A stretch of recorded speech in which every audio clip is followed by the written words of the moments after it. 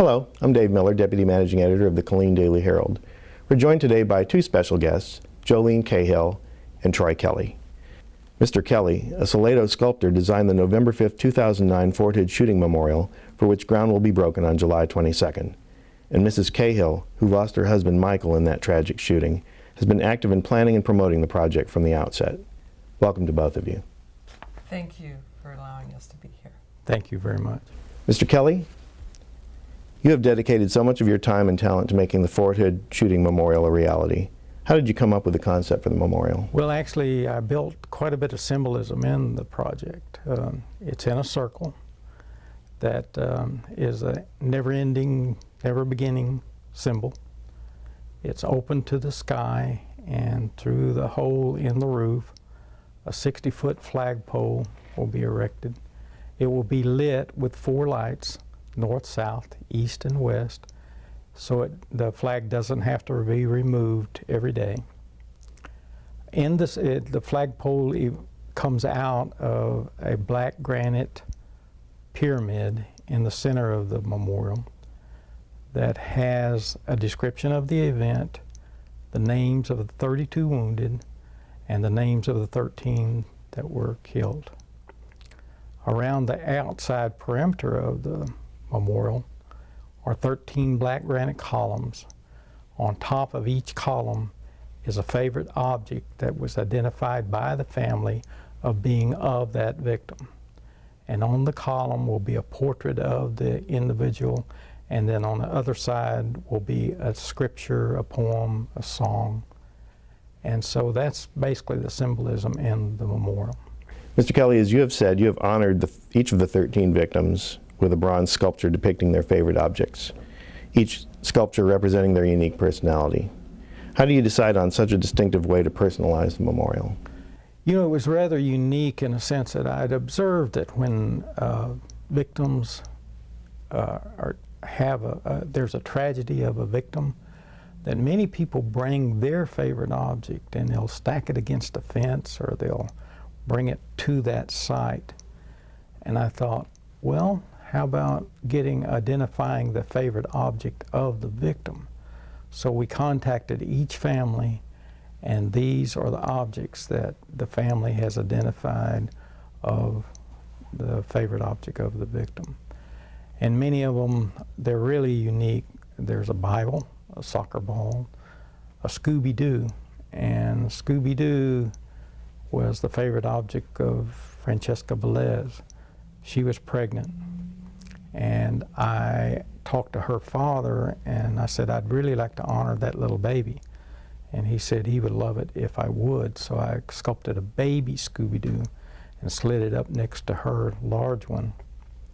And her last words by witnesses in the trial were, "My baby, my baby." There's another one that's from a 19-year-old. They obviously got into his treasure box, where it's many, many little objects that he held dear to him. It's composed of stethoscopes and of Mr. Cahill. So that's how I came up with the concept. It is a unique memorial in the fact that I don't think any place in the United States there is a memorial that has incorporated objects such as this on such a scale. Mrs. Cahill, please tell us a little bit about your husband, his time at Fort Hood, and how Mr. Kelly's memorial sculpture reflects your husband's personality.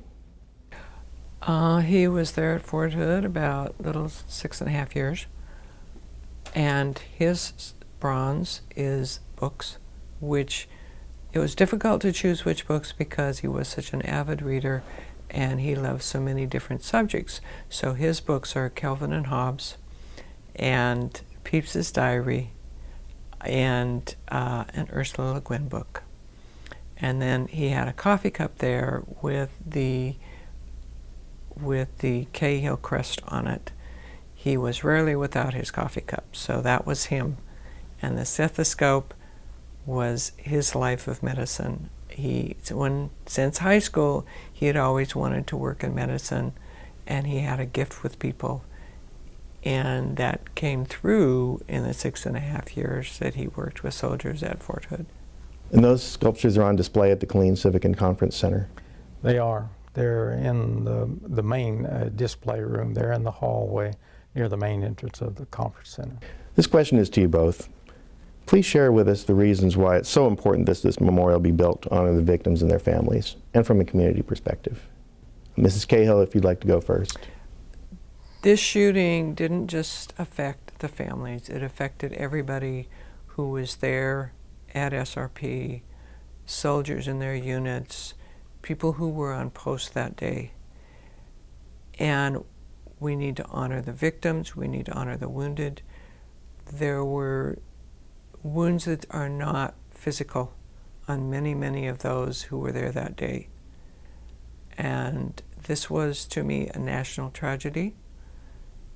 And the memorial needs to be built in order to honor all of those in this tragedy. And Mr. Kelly. This memorial, because of the design of it and the location of it, is dedicated to the individuals, the victims and of the wounded. And as Joleen has said, it's just not physical wounds that need to be healed.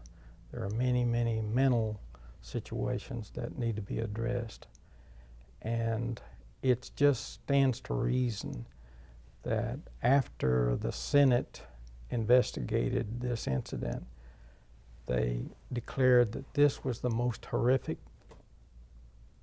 terrorist act since 9/11. And it truly is. And so the victims of Fort Hood need to be honored, and by Cahill honoring that speaks highly of the community and of the people here in Central Texas. Where can people go to find out more about the memorial project? Please, please, please go to forthoodmemorial.com and check out the website as to how a contribution can be made and how you and the community can get involved in this worthy project. Thank you both for visiting with us today and sharing your thoughts on this important project. And thank you. Thank you for having us.